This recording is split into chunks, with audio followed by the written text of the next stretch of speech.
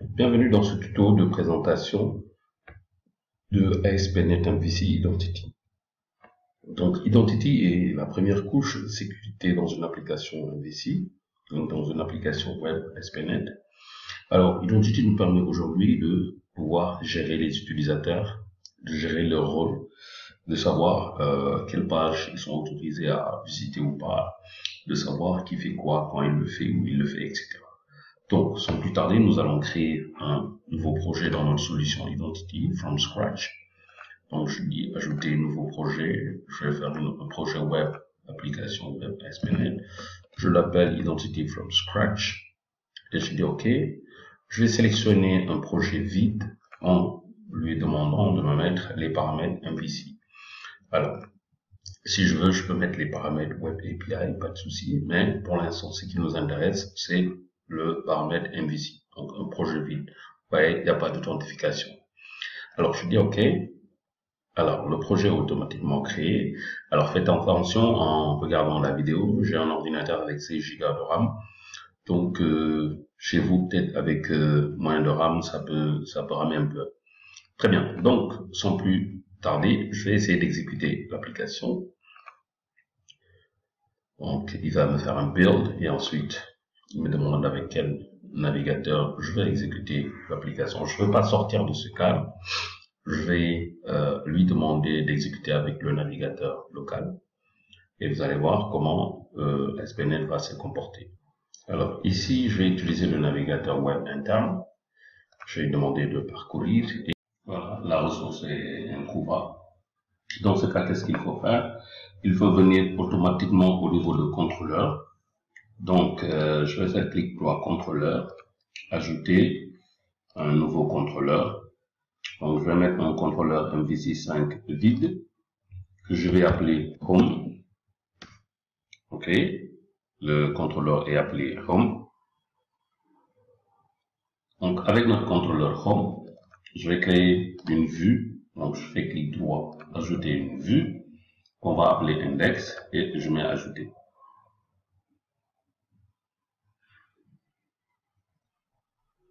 Très bien. Alors, qu'est-ce qu'on va modifier ici? Je vais simplement mettre, voilà, ça marche. OK? Donc, je reviens encore une fois. Je fais enregistrer, tac, pour voir si cela va répondre. Alors, je vais, tac, OK, faire ça. Je vais encore démarrer, naviguer avec, navigateur, tac, et il va parcourir ici en me disant que la ressource est introuvable. Alors, vous allez voir. Et voilà, ça marche. Donc, puisque ça marche, donc, on va revenir au niveau de l'index. Voilà, ça marche. Voilà, ça marche. Donc, la prochaine phase, c'est quoi? C'est de pouvoir créer la source qui nous permet de pouvoir gérer l'identity. Donc, je vais mettre d'abord créer le contexte, donc une classe. Je vais appeler la classe. Ce n'est pas une obligation, mais je vais respecter l'architecture de MVC. Je vais appeler la classe application DB context. OK.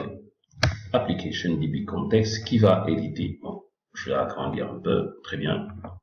Application DB context va hériter de identity.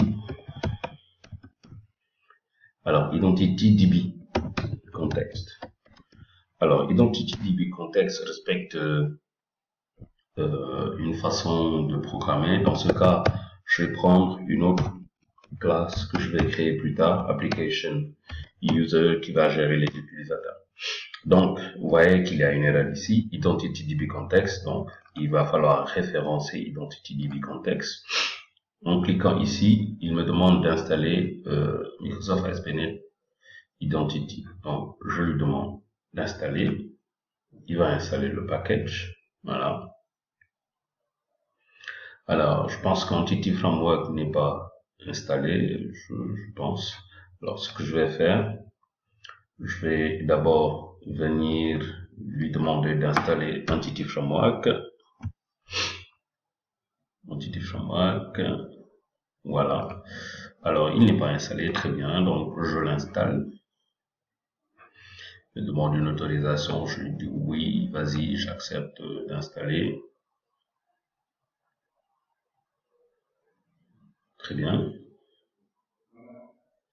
Donc, après avoir installé Entity Framework, ce que je vais faire, je vais lui demander de finalement me référencer les éléments. Alors, voilà. Très bien. Il est là. Je vais lui demander d'installer spnet.identity.entityFramework. Alors là, il a dit qu'il a identifié Entity Core et Entity Framework 2.2. Je lui dis OK et je lui donne la permission d'installer.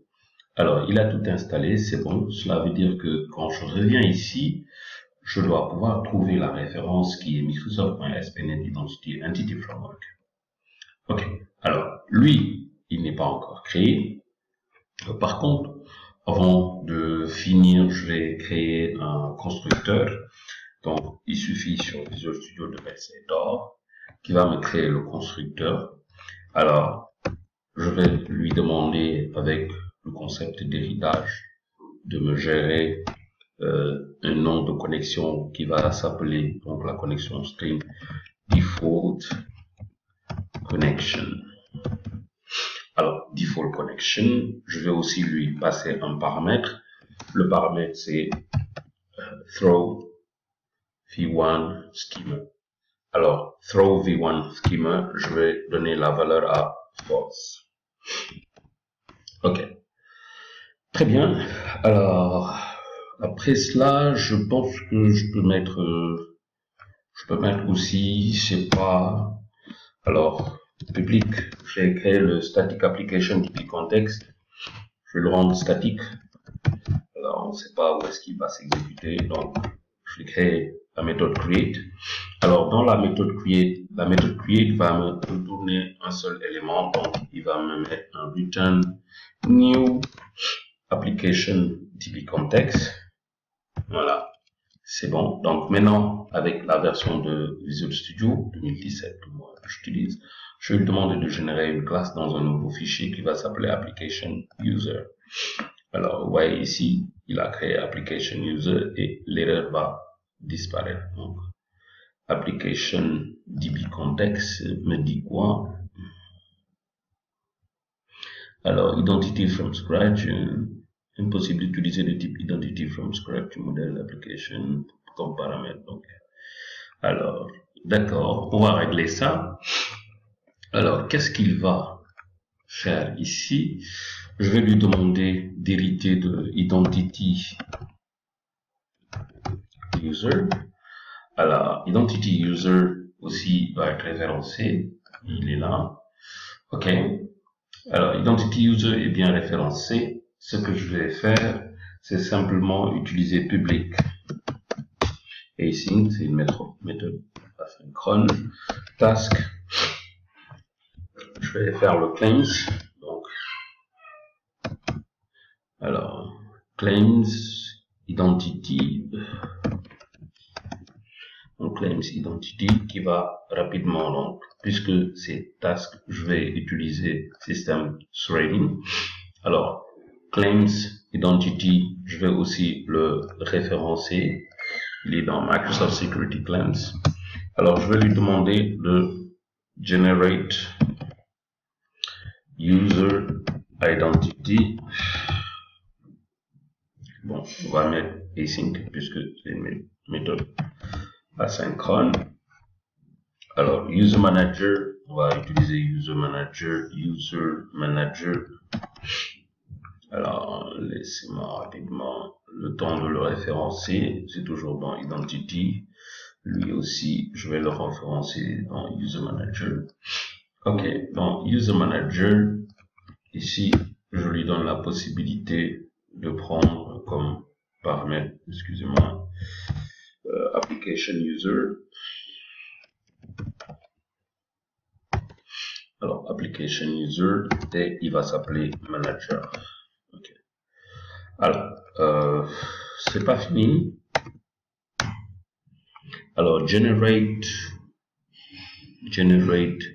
user identity async. Ok, c'est bon. Ah, d'accord.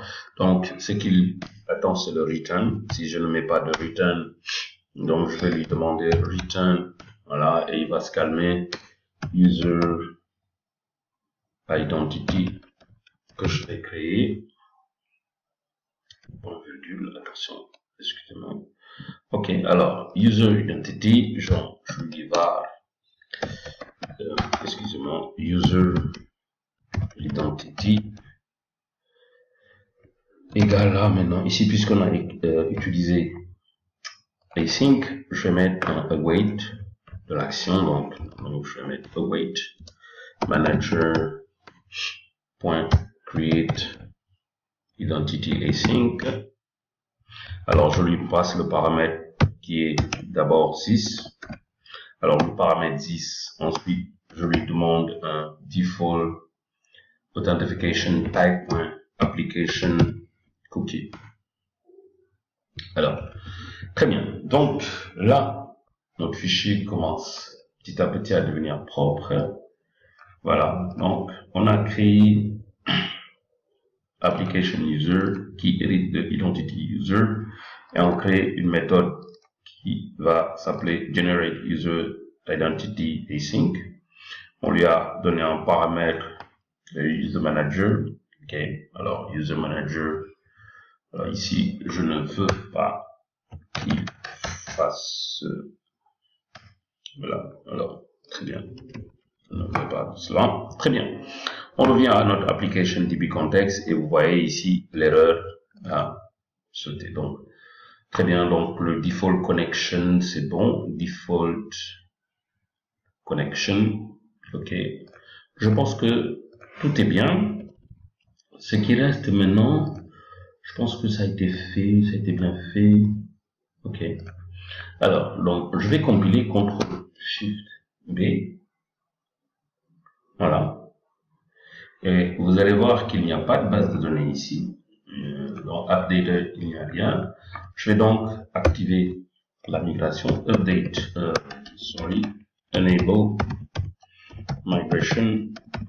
migrations.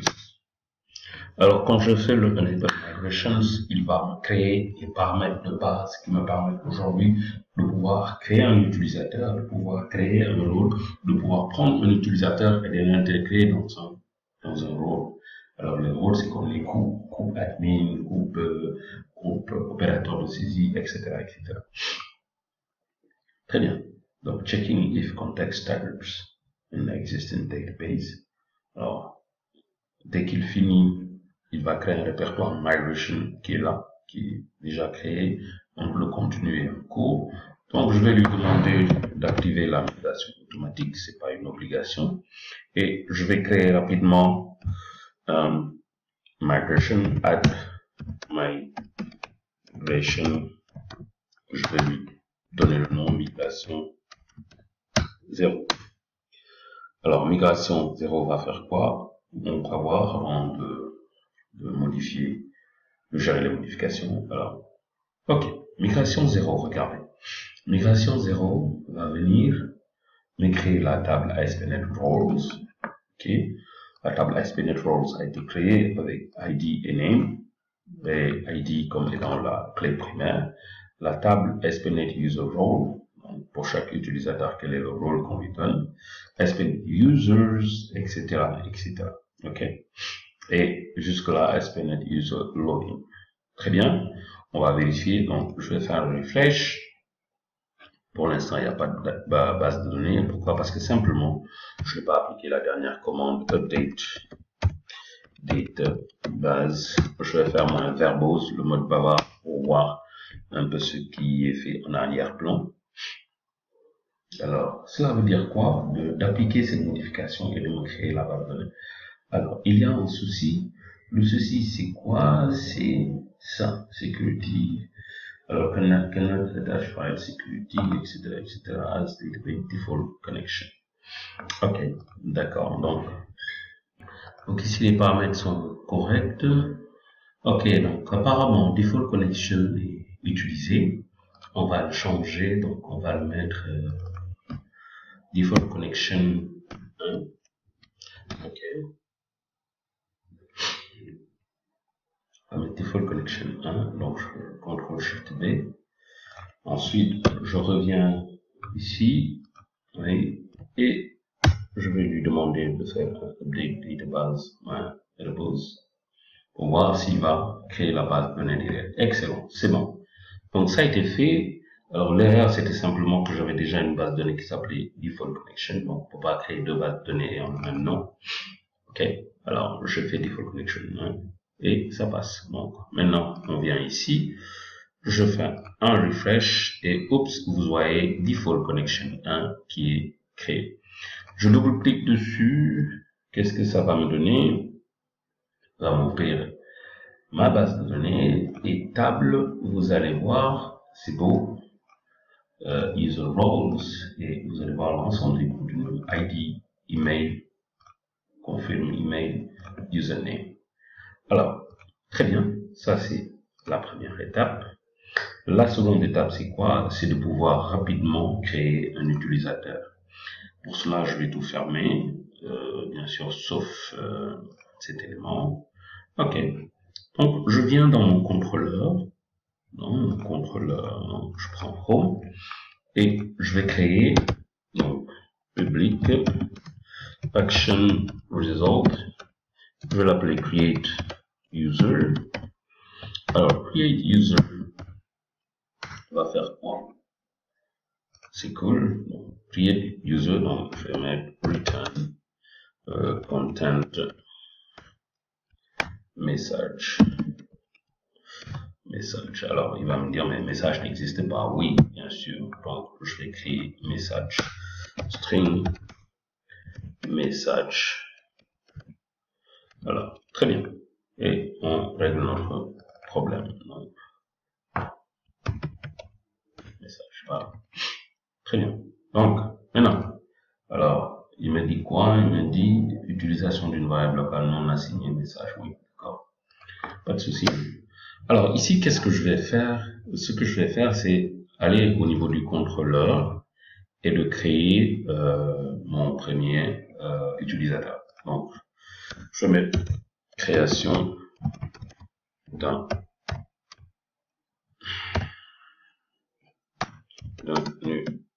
utilisateur. Alors, en quoi faisant? Donc, je prépare d'abord ma base de données application DB context.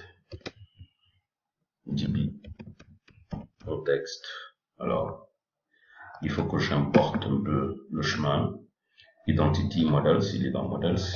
Je vais l'appeler DB égale à new application DB context. Donc, le contexte c'est ça. Maintenant, je vais utiliser un paramètre qui s'appelle user manager.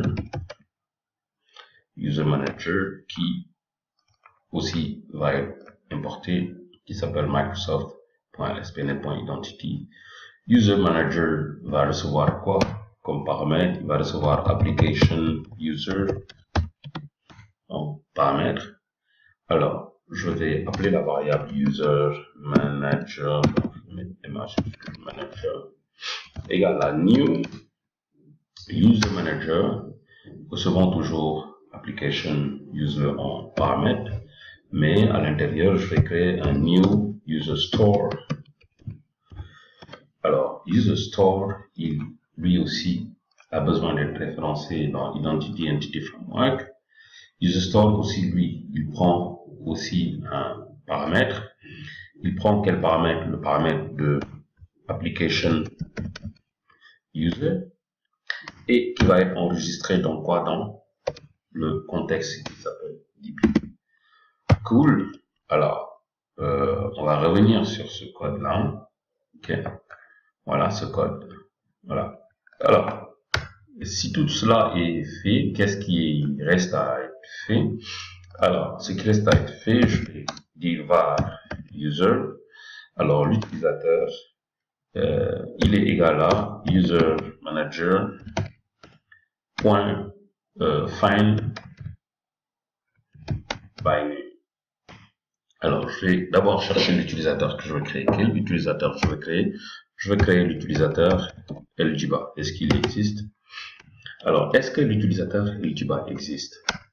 Alors, cela veut dire quoi? Cela veut dire que si l'utilisateur Elgiba existe, if user point d'interrogation et non, je vais dire égal à nul si s'il n'existe pas. Donc, s'il est égal à nul, cela veut dire quoi? Je vais rapidement lui dire user va recevoir quoi? Un nouveau application user. Cool. Ok. Donc, je vais instancier un objet, mais quelle sera la valeur de l'objet? La valeur de l'objet sera donc user.username égale à, on va lui dire Elgiba. Je vais chercher s'il existe, il n'existe pas. Ensuite, user.email, je vais lui donner un email, je lui dis égal à elgiba@test.com. Ok.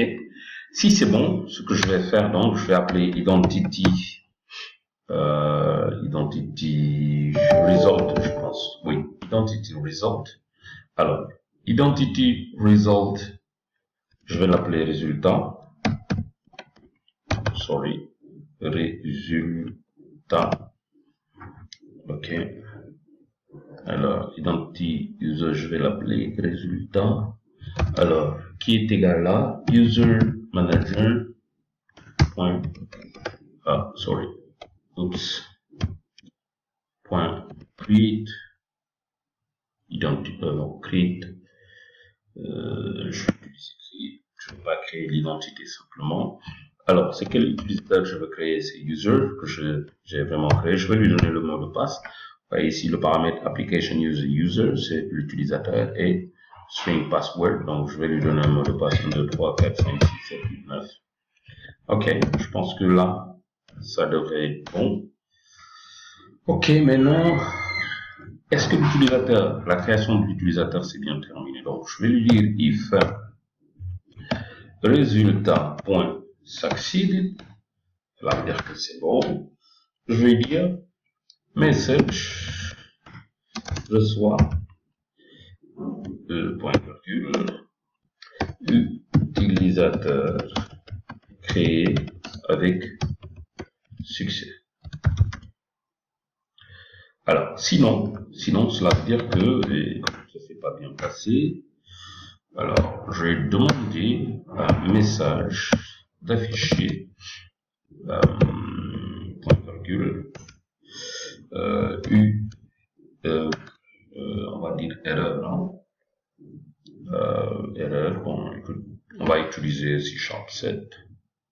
Donc, je vais lui dire C# 7 ou 6. Alors, je vais lui dire ici erreur dans quoi? Erreur dans résultat point errors. Bon, je vais mettre ça to list. Alors, to list et je vais demander à ce qu'il m'affiche le premier, simplement le premier paramètre. Donc le paramètre 0. Ok, très bien. Alors, ça c'est bon. Ok, donc, et là aussi c'est bon. Le else. Ok, donc, je vais fermer. Alors, je lui dis si l'utilisateur n'existe pas. Alors, si l'utilisateur existe ici, alors je vais lui dire else. On va donner un message en lui disant que, écoute, cet utilisateur de points. Donc, je vais faire ici $, 2 points, tac tac, je lui dis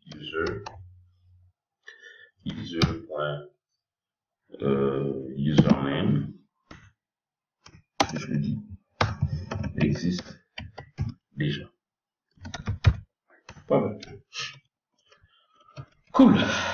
Alors ici, on n'a pas besoin de dire clic droit, ajouter une vue, on n'a pas besoin de cela. ce que je fais un CTRL-SHIFT-B. Alors, quand tout se passe bien, excellent, ça se passe bien, je reviens ici, je lui dis d'aller dans Home et d'aller dans Create User.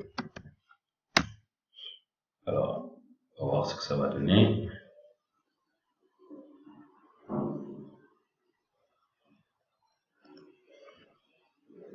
Utilisateur créé avec succès. On va vérifier. Updater. Est-ce que l'utilisateur a été créé avec succès? Je fais un clic droit. On doit avoir l'email eljiba@test.com et username as eljiba. On va vérifier cela. Cool. Donc, je rafraîchis, c'est bon. Voilà, eljiba@test.com et username eljiba. Alors, que va-t-il se passer si je mets encore entrée? Ah, cet utilisateur eljiba existe déjà, puisque je veux réexécuter encore. Même chose. OK? Donc, voilà ce qui devait se faire avec Identity. Avant, je n'avais pas de contrôleur, j'ai créé un contrôleur. J'ai créé Application User. Tout en mettant les paramètres manuellement, j'ai créé Application DB Context. Alors, ce que ASP.NET avec son template par défaut vous offre, c'est ce que nous avons tenté de créer manuellement. J'espère que cette vidéo vous a plu.